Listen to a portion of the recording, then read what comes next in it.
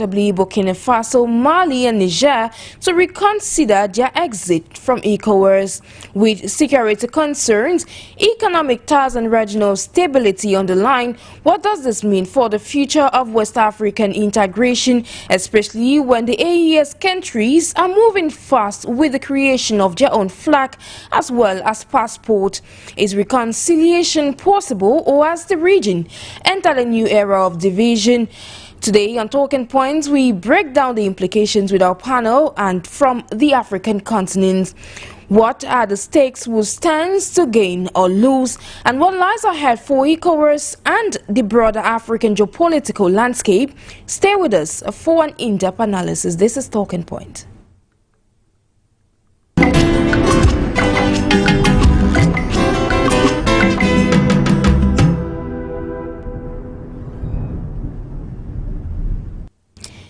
Good day, ladies and gentlemen. Thank you for trusting your Pan-African channel. And on today's edition of Talking Point, we focus in West Africa, where during an official visit of the Ghanaian President John Dramani Mahama to Abidjan recently, during this week, he made a statement with his Ivorian counterparts, welcoming back the AES countries, Mali, Burkina Faso and Niger back into the economic community of West African states, ECOWAS. A decision or a statement that comes way after the three countries are actually making very fast steps in advancing their three nations. And of course, we should note that these three countries have come up with a flag for the Alliance of Sahel States. They have formed a confederation, and of course, they have come up with, of course, their own flag as well as passport. We shall be analyzing this with our guests this day, and of course, that leads me to welcoming Dr. Stanley FONGOD, who is a Pan-Africanist, joining us as an economist as well, and the CEO of FINTECH. Thank you, Master, sir, for joining us. Thank you so much, Sharon, for having me. It's a pleasure to have you on board, while hoping on your co-panelists to tune in and join us subsequently. Now, to debut to this conversation without further ado. Now, President Mahama recently is expected to be in Mali on Saturday, March 8, which is tomorrow, and just a few hours from now. And what might be the main reasons behind these latest developments, where we're seeing Ghana and Ivory Coast calling or urging Burkina Faso, Mali and Niger to come back within the regional bloc? I think it's good for what he's doing, and I think that Mahama, being an old statesman, not in relationship to his age, but on the political scene, understands fully the importance of reintegrating the region, allowing Mali, Burkina Faso and Niger to rejoin the alliance, which basically will be ECOWAS for this matter, and somewhat maybe still maintaining some form of the alliance of the Sahel state, but also trying to be able to make sure that they integrate again into ECOWAS. I think ECOWAS is stronger. ECOWAS will make tremendous sense, and I will rather push for there to be this alliance, especially when folks like me do push for the disintegration of the EU, so that we can be able to have something else in its place. I think we need to be able to make sure that these regional blocks are a whole lot powerful as we go forward. Of course, it's worth noting that it's up to the leaders, it's up to Africans to make regional blocs across the African continent very powerful, so they can represent, every nation at a regional level. Now, we recall that during the inauguration of the Ghanaian president on January 7, 2025, he invited the leaders or military leaders of the Alliance of Sahel States to take part in that inauguration, amongst which we saw representatives including the transition leader Ibrahim Traoré of Burkina Faso. Now, could we say that at this point where he's having the stores across West Africa, all this was somewhat calculated, that in a bid to create some sort of closeness with the leaders of these three countries? Absolutely. I think that there is no way in which you can negotiate with anyone or basically be able to invite anyone to anything if you do not, first of all, show goodwill. And I think that what he has done, especially during his inauguration, was tremendously, important, especially in trying to be able to extend that hand, which countries like Nigeria, did not do. Even his previous predecessor was not willing to do that. So I think that there was anybody who basically now have the moral fortitude to be able to enhance these conversations, it will have to be John Mahama. I think that he has absolutely expressed not just his intention to be able to make sure that the region reintegrate, but he has done so with goodwill. And I think that it basically keeps those boys in the Sahel in the awkward position. And I think that we first of all needs to fully understand what's going on. If you look at what President John Mahama has done, especially a couple of days ago, coming out and stating clearly that when it came to the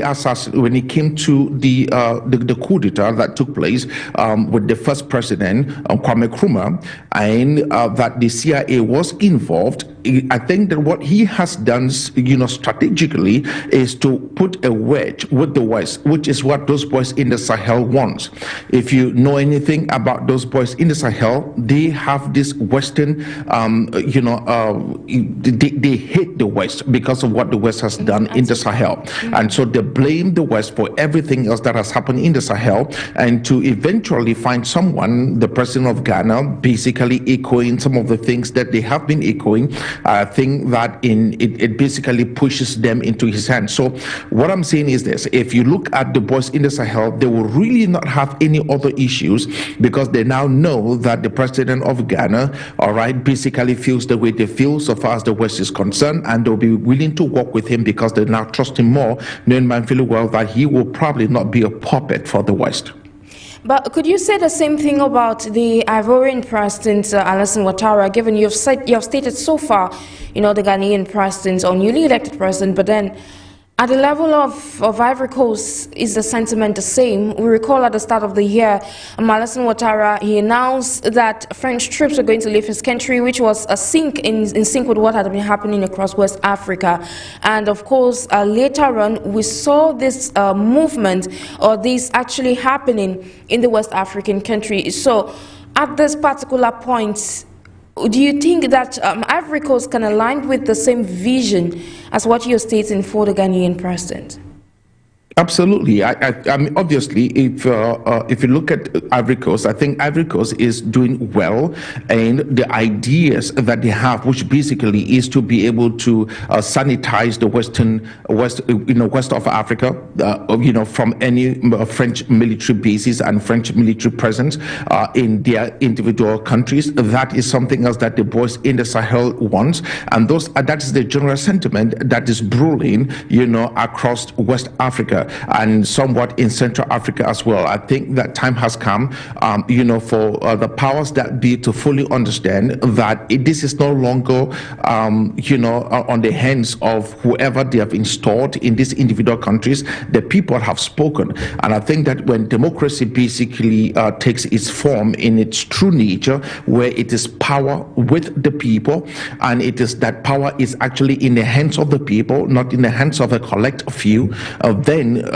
anyone else who basically believe anything in democracy should be able to, accept that. So that being said, I think that that Ivory Coast is doing well, and I think that it basically echoes the same sentiments like that of Ghana. And the two basically are the only ones in the Western Bloc that has the capacity, the west part of Africa, for that matter, that has the capacity to be able to call Burkina Faso, Mali, and Niger, back to ECOWAS. And I think that maybe if they play the cards right and basically assure these guys that they're going to be able to maintain their sovereignty, and that all these backdoors and coups and stuff will not be taking place, then I think that it will be a good day for West Africa. All right, I'll just be picking up from where you stopped. I remember some time ago, the representative of the three countries, notably of Mali, stated that the AES countries will continue and are open, to collaborating with the leaders of the Economic Community of West African States, ECOWAS, but notwithstanding, General Tiani of Niger had earlier on reaffirmed that there was no turning back from the creation of the Alliance of Sahel States. They are way too far ahead to be able to turn back now, especially now they've created their own passport. They're looking forward to getting a currency. And of course, they now have their own flag. So with this said, looking at all this, do you think there is need for the leaders of the military-led governments to respond to this call for them to be able to integrate back the regional bloc? Well, I don't really think that they will absolutely do anything now. And the reason for that is because, just like you stated, they're far gone. You have to first of all understand that they're not doing this just because they wanted to. This has been the will of the people. This has been the sentiment of the people, all right, the populace. These are folks who basically, do not want to have anything to do with the West. And so whatever they're doing basically stands to let their populations know we are basically moving away from the West. And so if you think that those in Mali, Burkina Faso looks at the West to be Washington, D.C. and Europe, those on the ground in Burkina Faso, Mali and Niger looks at the West to be a representation of the continent of Africa, and countries like Nigeria and Ghana in terms of their leadership is basically what the average person on the streets of Mali or Niger or Burkina Faso considers to be the West. So the Western sentiment on the streets of Mali, Burkina Faso and Niger is being rejected, not just because it's coming from Washington, D.C., but it's being rejected because it's being controlled and manipulated, by the leadership of countries like Nigeria, Ghana, and all those guys in the West, in West Africa. That has been the reason for the chaos. That has been the reason for the disorder. That has been the reason for the tyranny, and that is the reason why those boys in the Sahel are doing what they're doing. But I think that it will be extremely quite difficult to bring them to the table by dissolving what they are already working on. I think that there has to be some form of an integration, and it will take a while. Maybe what they create might become what ECOWAS is really supposed to be, and we might just take the cue from what they have created to now superimpose that on ECOWAS, maybe giving it a different name, or maybe integrating the Alliance of the Sahel State with ECOWAS to come up with something different. I think that there has to be that integration because we are stronger together on the Western in West Africa, and having little tiny factions here and there might not be a good thing on the economic front. It might not be a good thing also on the security front. I think that we really must be able to become integrated, especially when it comes to intelligence gathering, when it comes to intelligence sharing, when it comes to us basically flourishing on the economic front and making sure that our borders are open for trade. Exactly, and of course, it's often said within the continent of Africa that together we stand and divided we fall. Now, do you believe that what you've just stated so far does translate to ECOWAS actually shifting in strategy in a bit to reconsider some of the decisions it took at the level of, at the level of these three countries before they formed the confederation, and after which they were given an ultimatum for them to come back to the bloc, which they did not? I don't really think that ECOWAS right now basically has anything it's holding so far as those boys in the Sahel are concerned. I mean, they've basically moved on. They've not just moved on, they've moved on in a big way, and they're doing big things, and they are prospering, even though they are landlocked. And that is the miracle in the Sahel, is that those three countries are all landlocked, and yet they are still prospering. And they're doing a whole lot better than they were, when everything else was still integrated with ECOWAS. So we have to be able to give it up to them. But that being said, I don't think that this is sustainable going forward, because if you look at most of the countries or most of the cities, that are doing very well on the continent of Africa. Most of these cities are actually at the coast, and we need to be able to have access to maritime. If you look at most of our capital cities, we have on the continent of Africa, there is this hole in tide. I don't know exactly where that stuff came from. Most capital cities are actually inland, and if you look at all the cities across the continent of Africa that are inland, most of them will be the capital cities of different nations. But averagely across the continent of Africa, if you look at cities like Lagos, Abidjan, Accra, if you look at places like Dakar, Senegal, Cape Town, South Africa, you look at Durban in South Africa, if you look at I think Mombasa in Kenya, if you look at Dar es Salaam in Tanzania, if you look at places like Alexandria in Egypt, all those countries, Tunisia, you name it, all those areas are deeply developed, and the reason for that is because they're exposed to maritime. There is something to be said about, seaport, and what seaport does is that it opens up the country to a lot of trade, and then this has a lot of influence it has a lot of international influence, and then you have a lot of banks, a lot of other companies coming to trade, and they have to set up most of their distribution hubs right over at this seaport. And that's why cities like Douala in Cameroon is way more developed, way more advanced than cities like Yaoundé. All right, and so this is this is something that is very common across the continent of Africa.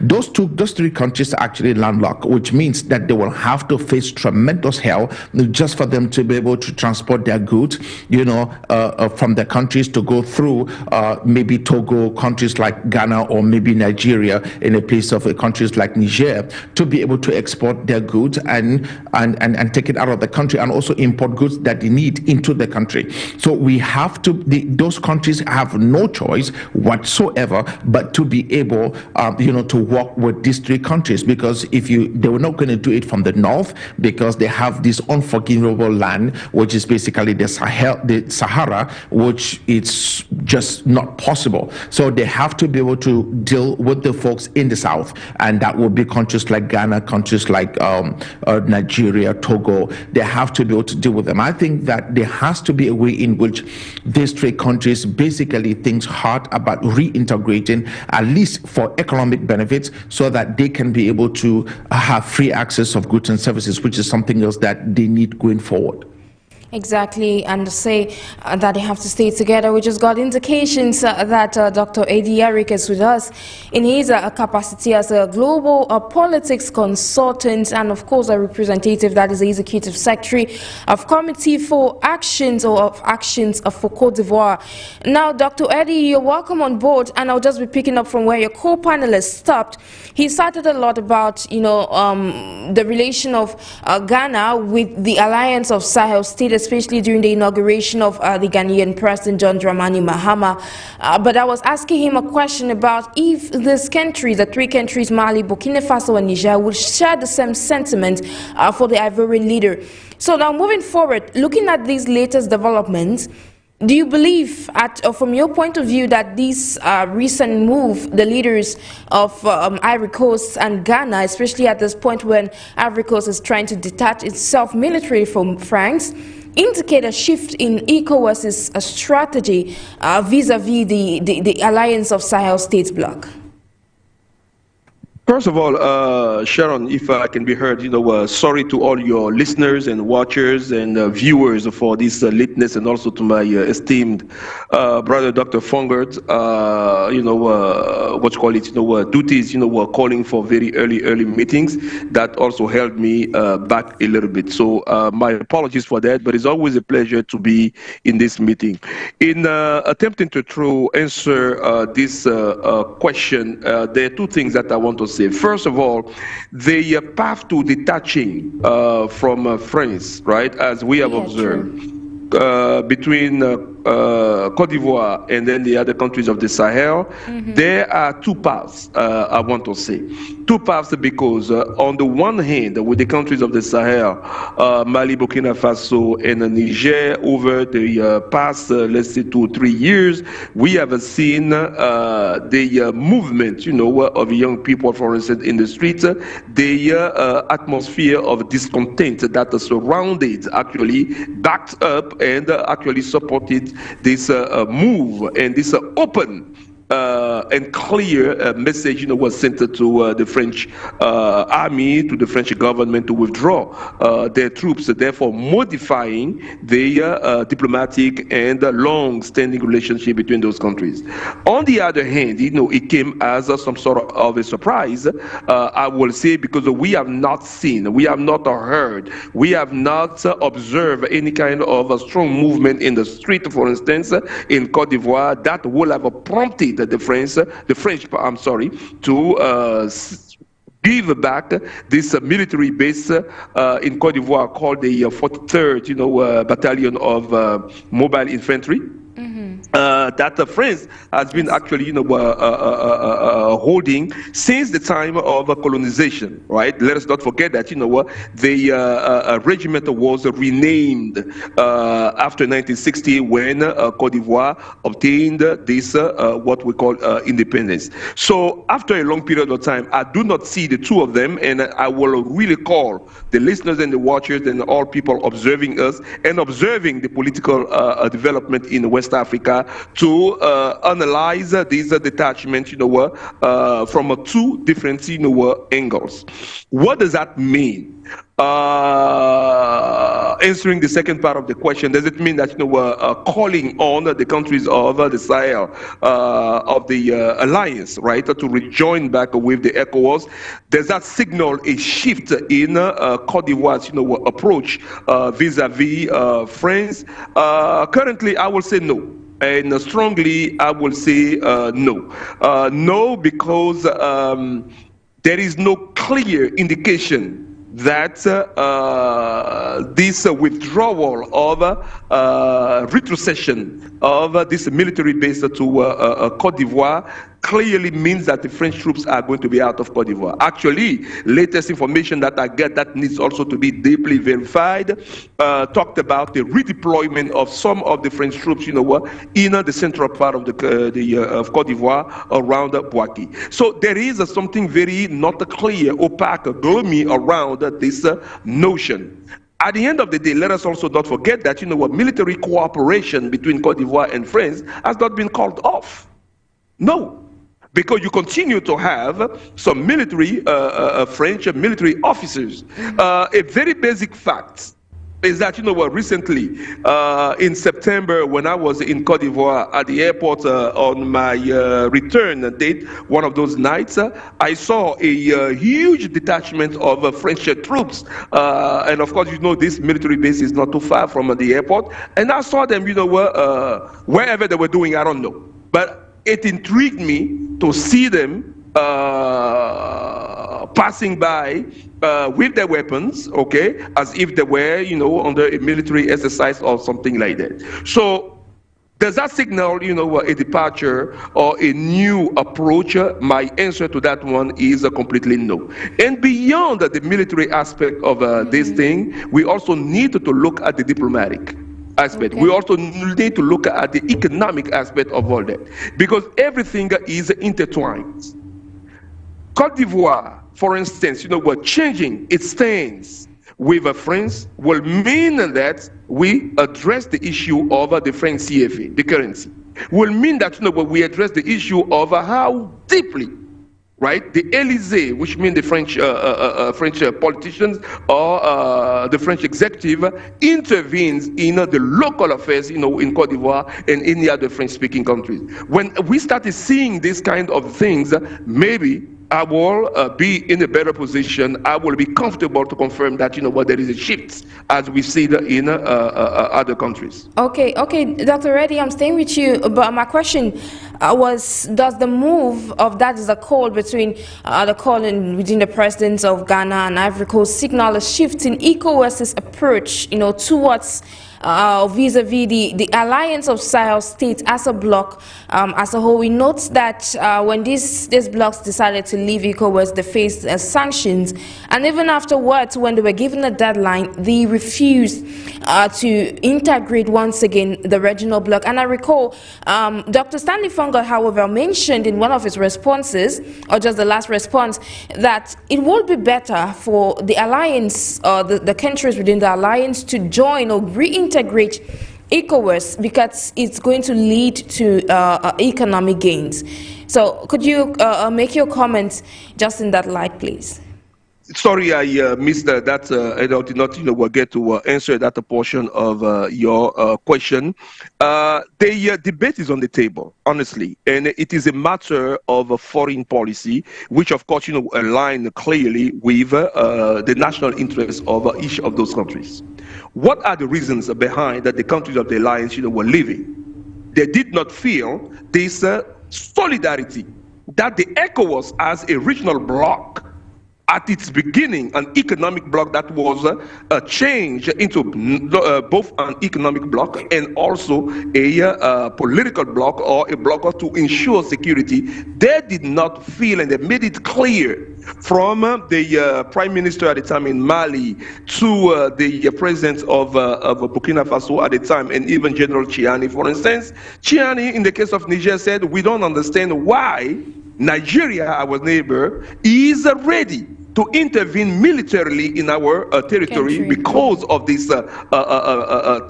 takeover, whereas Nigeria has not intervened to help us quell or push back against, the terrorist, activities that is maiming our population. So because of those reasons, they decided to leave. But there is a point to be made in here. Is the ECOWAS shifting its position? We shouldn't have been in that position, actually. We shouldn't have been in that position if the ECOWAS did show a lot more solidarity from the beginning. Exactly. Because today, I believe that President John Mahama coming in there, it is, of course, a different leadership, a different executive, and a different approach, which is a calmer, more peaceful, and probably negotiating things, maybe using the approach of President Thabo Mbeki and his conflict resolution method. But I will agree with those who invited the three countries to reconsider the position for many reasons. One, for economic reasons. The three countries that we are talking about, and Dr. FONGOD mentioned that, I won't drag on it, are landlocked countries. It made it easier for them to access the ports of Togo, the port of Abidjan, the ports of the different ports, in Ghana, for instance, and even the port of Benin, maybe the port of Nigeria. It is easier for them to do that than seeking, assistance with the countries of the northern part of Africa, for instance, with whom they share borders. That's the reason number one. Reason number two, let's look at the cross-border business. There is a good chunk of population that we don't talk about in the informal labor sector. The trade of goods such as, agricultural products between those countries, especially at the borders. We saw that by the time the embargo or the sanctions were imposed on those countries, the people who suffered the most are the people in the informal labor sector, which are actually also the heart of the economic activities in those countries. In all of the West Africa, 85% of the population is working in the informal labor sector. And those countries will suffer twice as much from these kind of things. So I believe that, there is a value in inviting those countries back. But at the same time, it will be valuable, more valuable, if those countries accept to return, at the same time meet with a reformed ECOWAS that has a different stance when it comes to providing or helping with the security in each of those countries in the fair way and fair manners, for instance. Right? And this is what those countries, and I do not believe remembering a very staunch, definite position from each of those countries saying this is not of interest. I believe they made a gigantic move by calling, by moving away from the ECOWAS and creating this alliance. It is actually creating what I call a tectonic change at the geopolitical level, because today, with what we are seeing in North America, what we are seeing in Europe, what we are seeing with the countries of the BRICS, this new alliance in West Africa will actually create a lot of diplomatic, military, and security changes. New powers will be entering the continent more than ever before.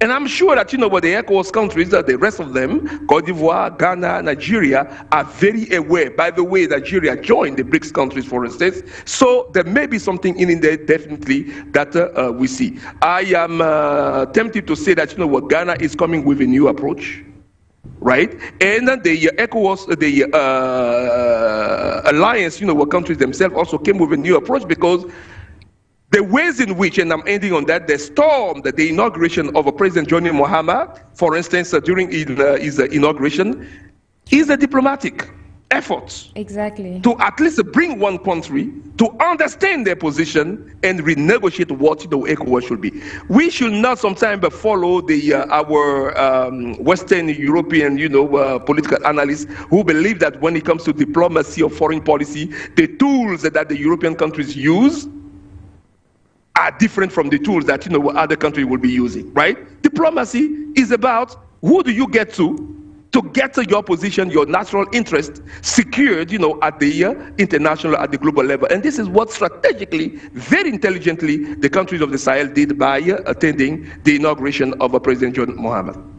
Thank you so much, Dr. Eddie, for that insightful input on today's conversation. Meanwhile, let's welcome SHITTU, who is joining us in his capacity as a digital news editor all the way from Nigeria. Now, just to pick up with the conversation, SHITTU, you listened to your co-panelists, and of course, we've cited a lot of points, amongst which are key into one of those brought forth by your co-panelists, where they stated that during the under the leadership of one of Ghanaian's predecessors, that is John Dramani's predecessor, Nana Dankwa Akufo-Addo, he failed to address the issue. And of course, the ECOWAS original body at some point may have taken decisions that hindered getting to some sort of a compromise with the alliance of Sahel states. But at this juncture, could mediation efforts by Ghana and Ivory Coast pave the way for some sort of regional compromise? Well, it's a good thing that, as we have heard and seen, there is an attempt at mediation, attempt to see that the Sahel states are reintegrated into the ECOWAS. What we understand is that at any point we are better as a bloc than as fragmented bodies. The security, the regional challenges, the economic challenges, and the institutional reforms that is possible is better when we have these states back in ECOWAS as compared to when they stand on their own. We've seen some progress from the fact that they try to be standalone. They have similar history and similar challenges, but these challenges are nothing different from what other West African countries are facing. The fact that they have military takeovers does not mean that ECOWAS will fold its arms, and be mute about it, because keeping quiet or not taking an action would mean that military takeovers are welcome, and therefore other democratic states in the region can begin to look at issues from that perspective. For me, I can see that the gesture from John Dramani Mahama may be received positively.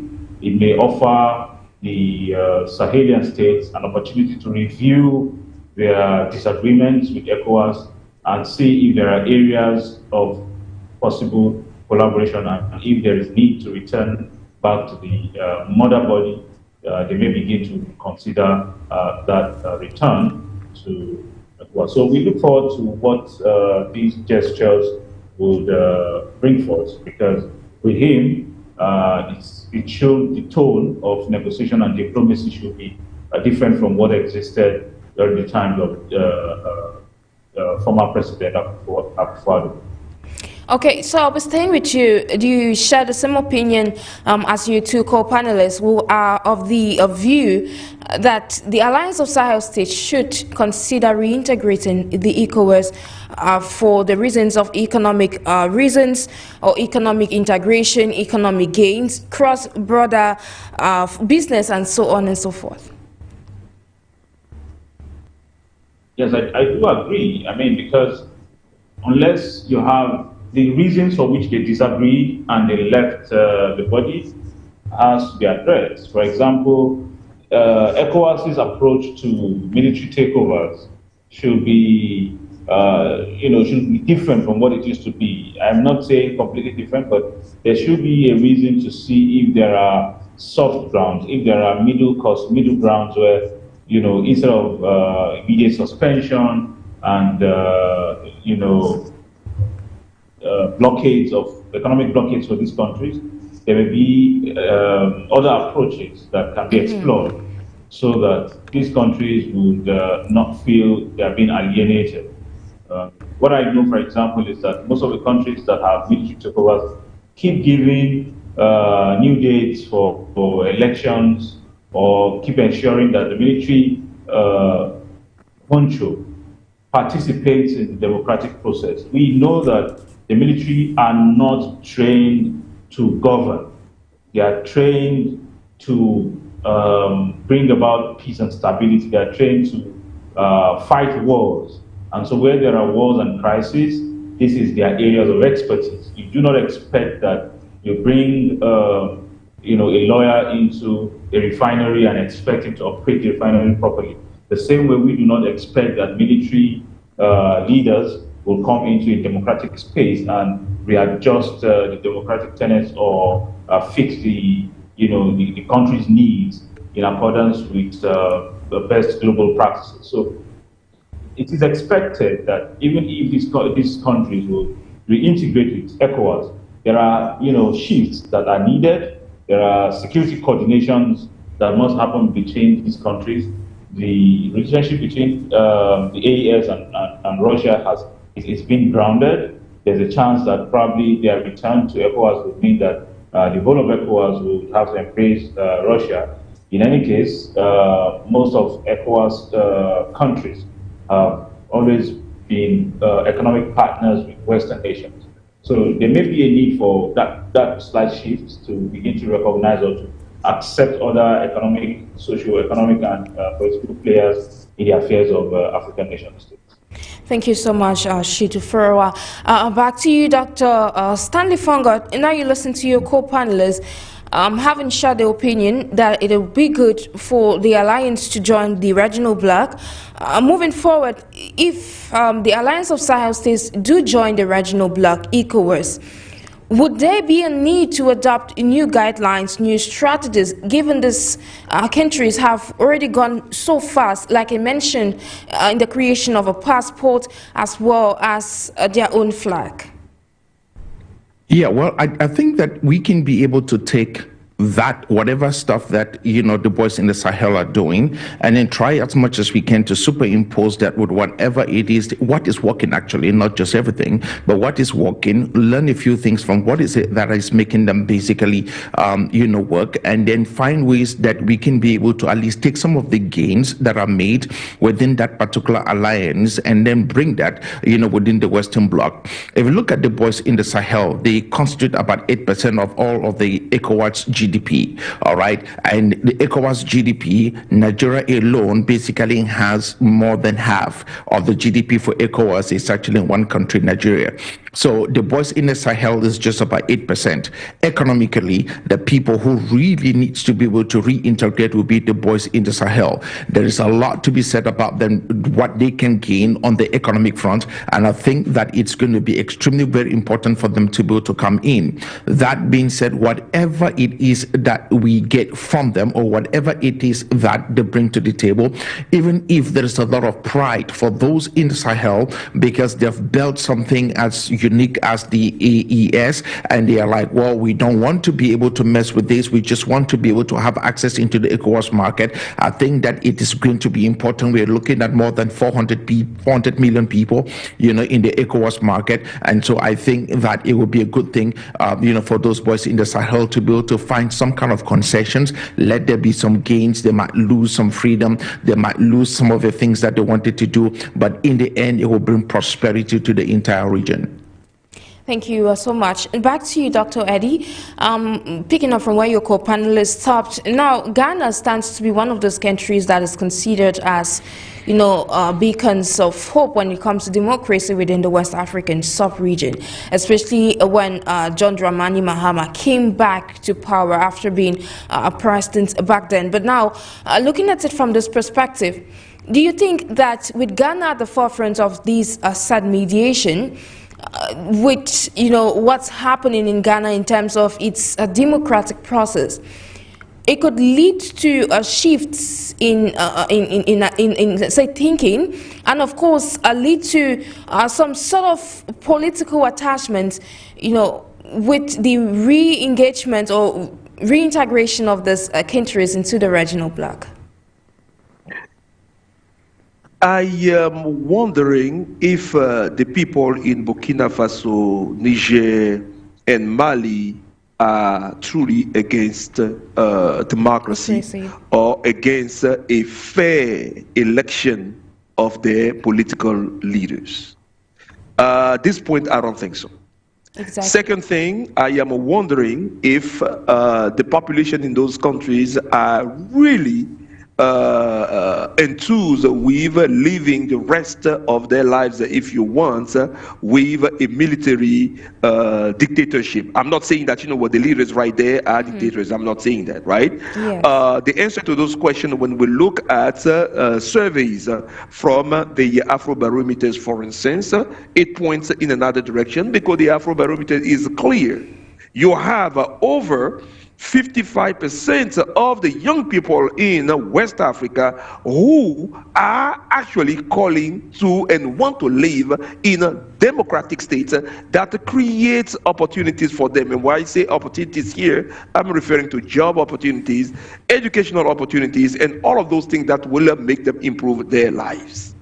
This is a fact. If I use that, therefore, as the basis, yes, the fact that, President Mahama was elected democratically and have the anointments, if you want, right, the mandate of the Ghanaian people, replacing a leader who formerly went blasting the leaders of the countries of the Sahel, it brings certain hope somewhere in there. So is that going to have a reverberating impact on the, let's say in West Africa in general? I will say not just with the countries of the Sahel, but with the entire West African region. Because as much as we are blaming, lashing out at the leaders of the Sahel because they are military rulers, well, listen, our brother Abdul Latif, pointed that out. You have many other countries that are not under military rule, if you want, but their rating when it comes to democracy is poor. Exactly. Côte d'Ivoire is one. Many other countries. Currently, we are dealing with Mbalo Sissoko in Guinea-Bissau, for instance, who is pushing back his own terms. Therefore, we're provoking some other things. How do we fare? How do we take all those things? You understand? And this actually is also the form of hypocrisy that the countries of the Sahel pointed that out.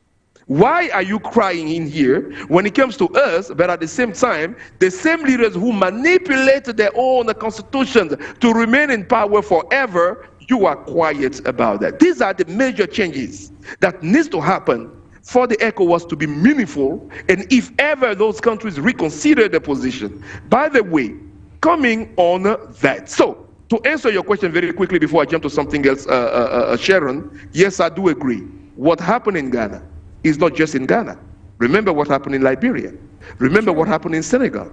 And to a certain or lesser extent, what happened in Nigeria, even though the election there were very contentious. But those change in leadership are templates that should be followed by the rest of the countries in West Africa and the rest of the countries in Africa in general. And I agree. So again, I do not believe deep in me that the people in Burkina Faso, Niger, and Mali are opposed to democracy. They are opposed to the conditions in which maybe Western or external powers want their democracy to be placed. They are opposed to the fact that their countries do not have a peace and stability, but yet people are calling or imposing on them to have civilian. Mind, by the way, maybe if those military rulers were smart enough to put at the head after they took over, if they were maybe went another way to put over some civilians, maybe the ECOWAS will not react the same way. Maybe, I don't know. But then at the end of the day, and to end on that question, Sharon, I want to bring back the first question we debated. The question of having their own flag, passports. I'm talking about the alliance. I wonder if this should be an impediment to them rejoining. What I'm trying to say otherwise is, currently within the ECOWAS, you have countries that have different other unions. For instance, the Mano River Union. The countries of the Mano River Union, this is Liberia, Sierra Leone, Guinea, and Côte d'Ivoire. These countries are also members of ECOWAS, but they are still members of the Mano River Union. You also have the Conseil de l'Entente, which was created in 1959. There are only 3 countries, I believe, I remember, who are part of the Conseil de l'Entente: Côte d'Ivoire, Togo, and Benin. This organization, we don't talk about too much lately, but still exists. So the point I'm making here is the countries of the Sahel, and knowing somebody like Minister Abdoulaye Diop, Foreign Minister of Mali, who is a very intelligent person, will probably continue to maintain those ties among themselves and become, even if they come back to the ECOWAS, to be actually an internal bloc to influence the ways in which ECOWAS is moving and where it is going and what is not going with the new relationship that they have with other world powers. We are witnessing something in West Africa that we probably did not think we would be witnessing. This is a major geopolitical change to say that 3 countries, landlocked, take the bold step to say we are getting out of this ECOWAS, understanding that Burkina Faso, for instance, has a huge population in Côte d'Ivoire, understanding that Mali has a huge population in Côte d'Ivoire and in other countries of the region as well. So I believe that it is doable. There is another union. The West African Economic and Monetary Union exists within the ECOWAS. Exactly. At the same time, where the ECOWAS is trying to have a unique currency, these countries are all former colonies of French within the Central Bank of West Africa and utilizing. So I don't see why maintaining the AES should be a strong impediment to them reconsidering their position within the ECOWAS. The major roadblock is, if we rejoin, is the ECOWAS going to change? Here's the question. Exactly, and we'll be coming back to that with you, Dr. Eddy, just to pick up from there, and of course, ask this next question to you. Now, Dr. FONGOD, you listen to your co-panelists, and this question is actually meant for SHITTU. You listen to your co-panelists, and of course, he mentioned a lot of points. Now, being at the heart of West Africa, mostly in terms of the fact that the headquarters of ECOWAS is based in Nigeria, does this ongoing rift signal a long-term, weakening of the regional bloc ECOWAS as a bloc for the region, especially with some of the points that were evoked by your co-panelists? Well, it is sad that the region, the countries had to leave the regional bloc, but they seem to have their grounds for leaving. When 2 parties quarrel, there's always an opportunity for mediation, for understanding, and for collaboration. I mean, the grounds for which that disagreement had led them to leave can be cleared between them, and then they can be readmitted gradually. Why I want a gradual reduction, induction back into ECOWAS, if they ever agree to rejoin ECOWAS, is to ensure that some of the areas of concern are being resolved as the days go by, as against a wholesale return into ECOWAS.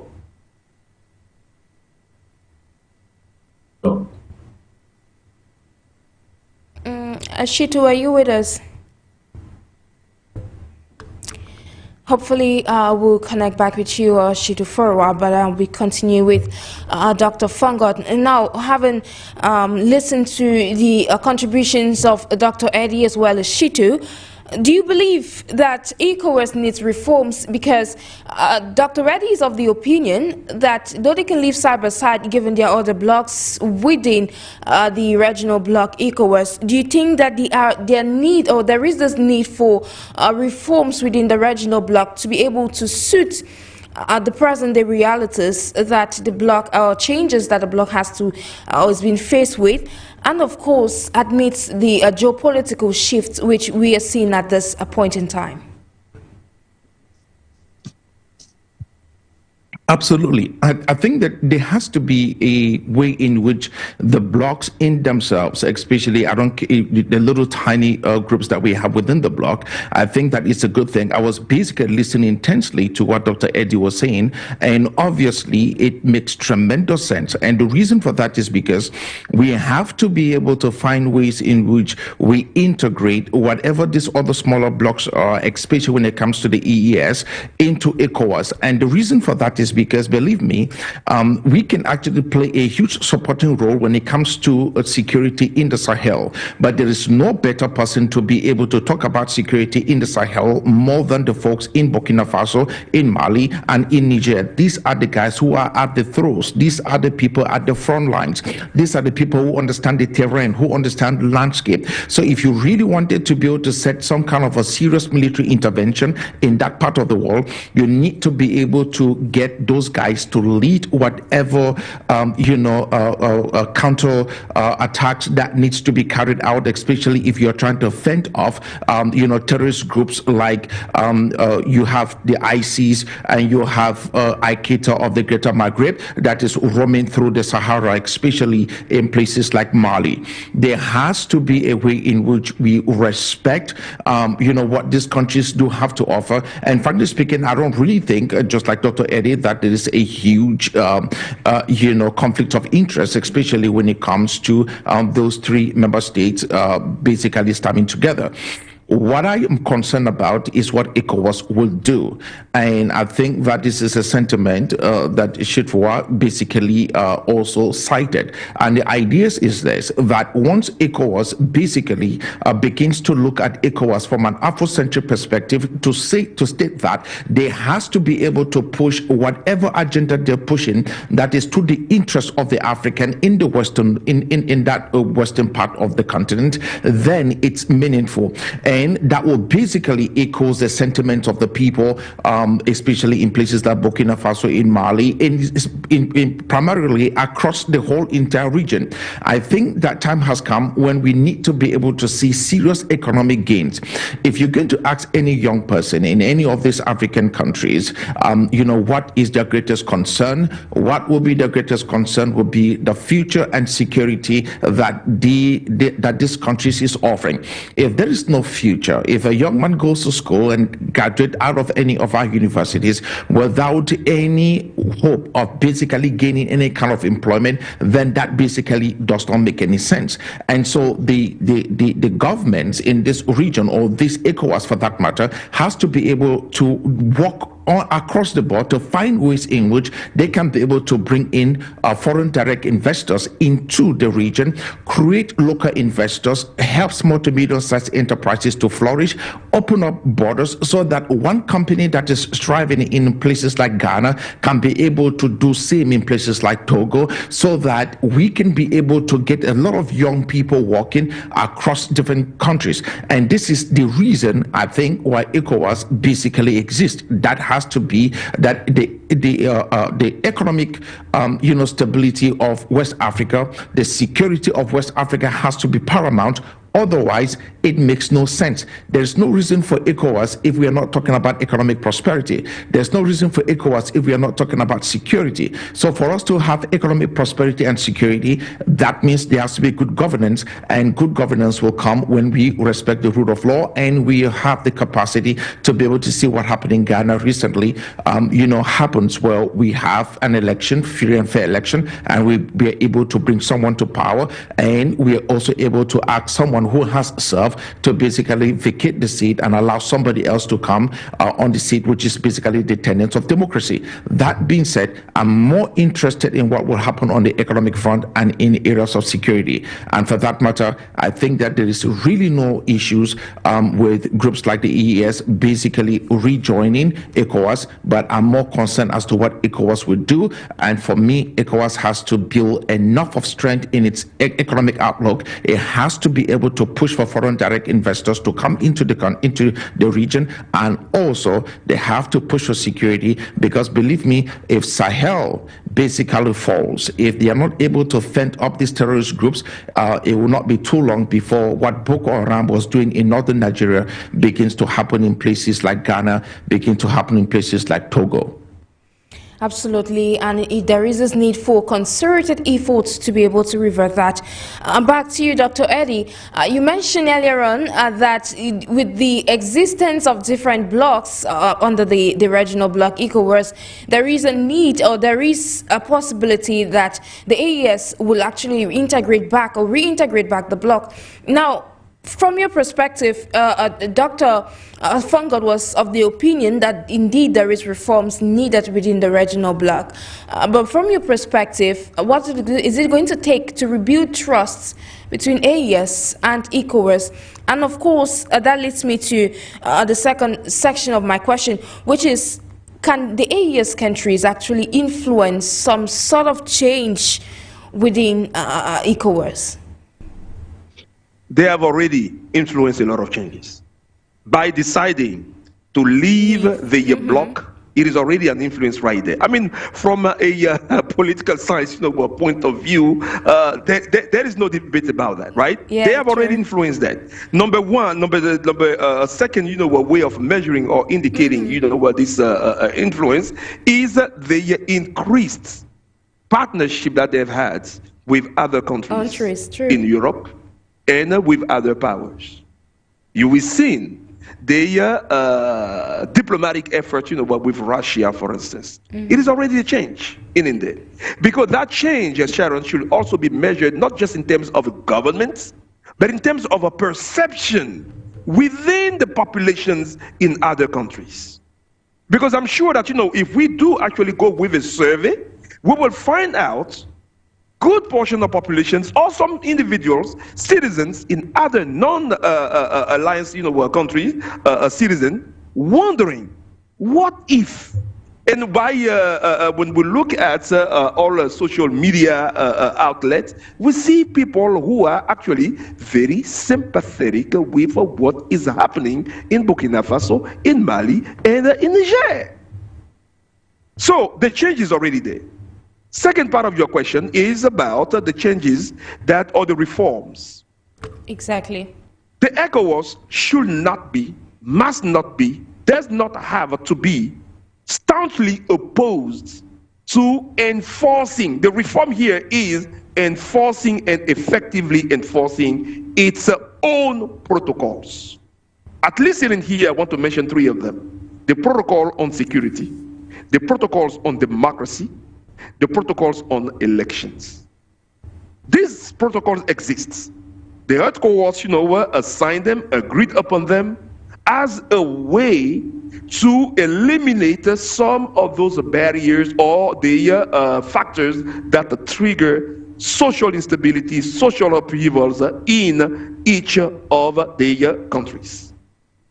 How well have those protocols been enforced? When again you have some civilian regimes that go on their way to manipulate constitution to remain in power, what has been the ECOWAS position on that? when you have the efforts of creating a unique currency for the entire West Africa region being thwarted by some countries because of their relationship with France, what has been the strong reaction of the ECOWAS vis-a-vis that? I do remind you that the ECO was supposed to have been in place way back in 2005. Then it was a push to, I believe, 15 or something. Until today, we don't have that. There was an effort, a subvert and coveted effort to actually steal the project and then place that ECO back under the euro, as if it was actually a change of name for those countries utilizing the French CFA to continue to that and expand the data to the rest of the African region. Of course, this one also did not prosper. And it is a good thing that, it did not prosper. So these are the changes, some of them that, will need to happen. Years ago, the ECOWAS started when it was created in 1975 as a regional economic bloc with many objectives. The most important was reduce the dependency of West African countries on Europe when it comes to trade and commerce and production, and amplifying or maximizing intertrade among themselves.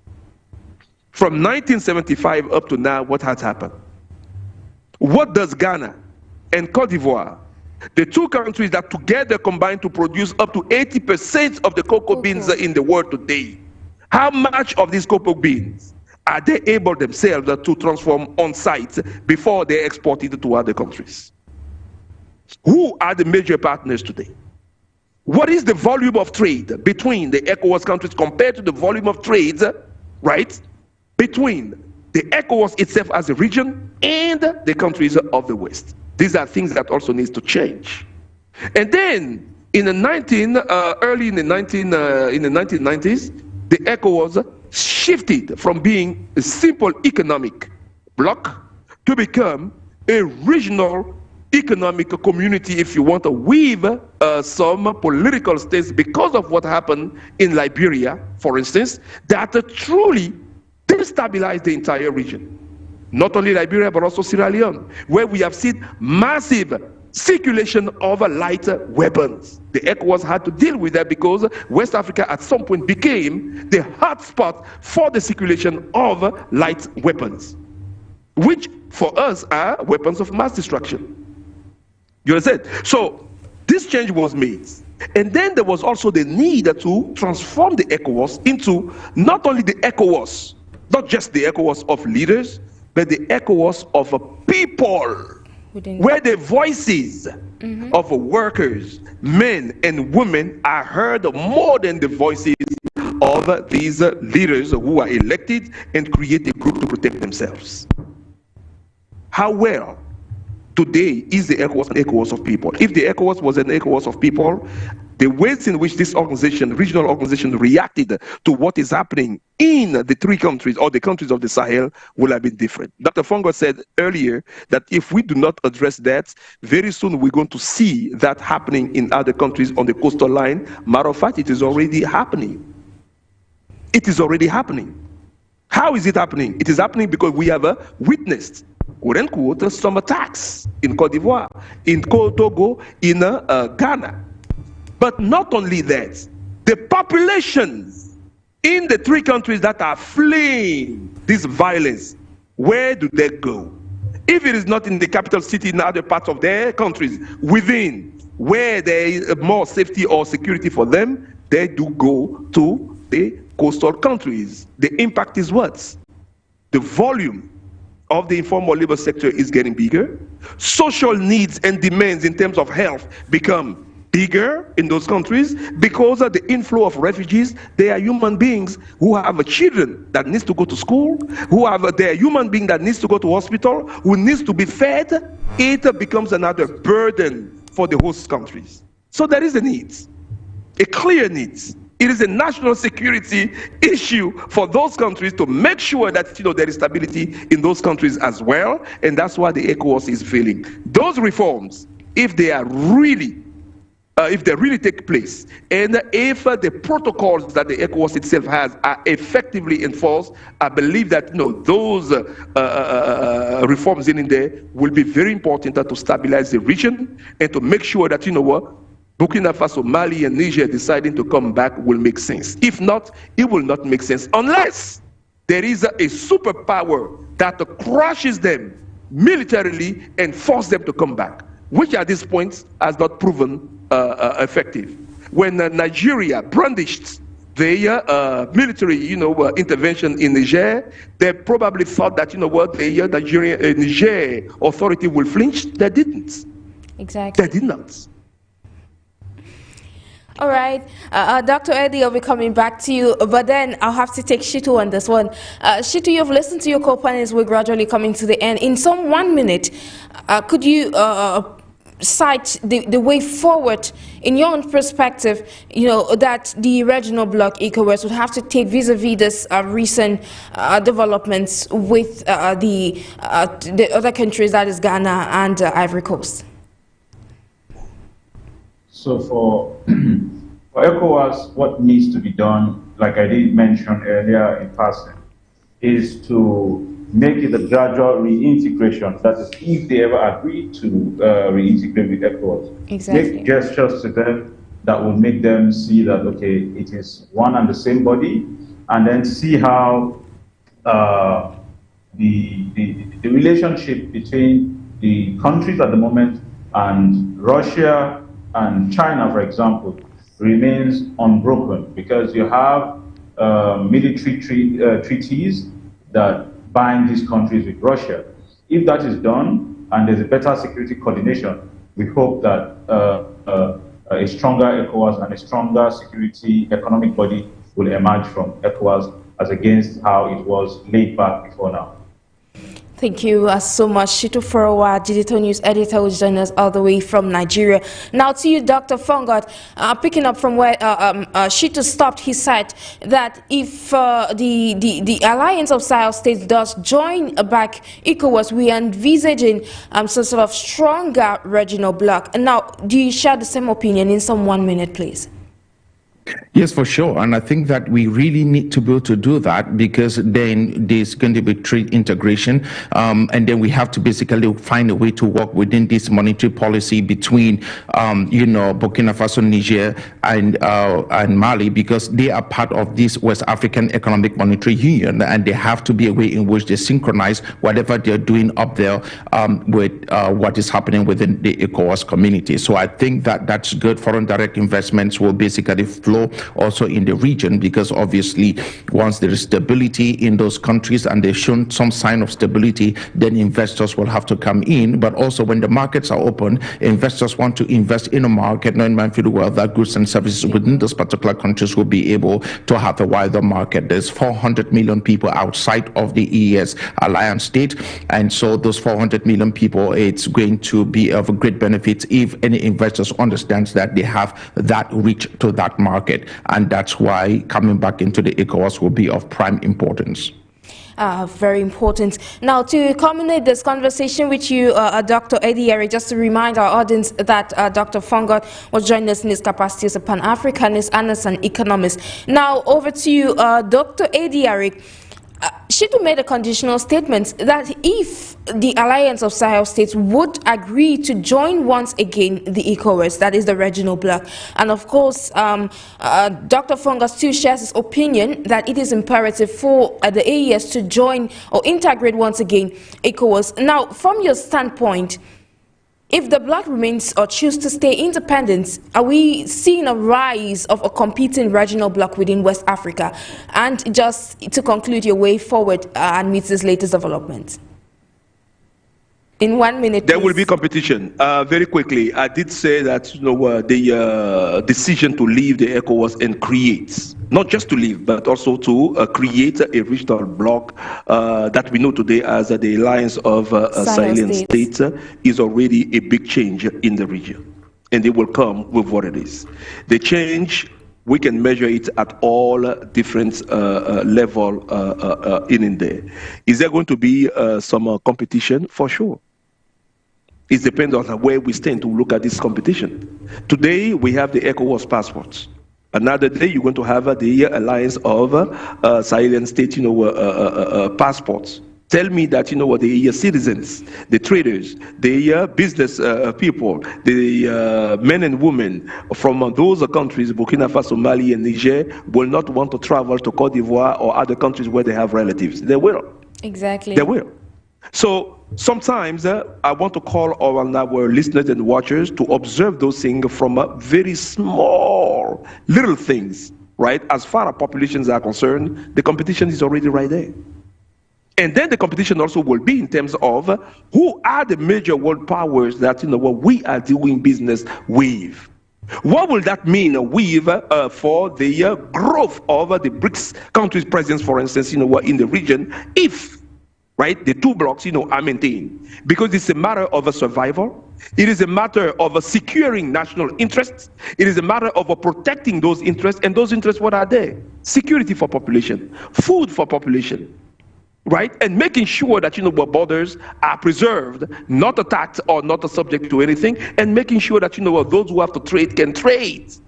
GDPs, all of those things are part of the interest of the country. And I believe that if things stay the way they are, of course, it will increase the type of competition that we have. The competition already exists, you know that, between Côte d'Ivoire and Ghana.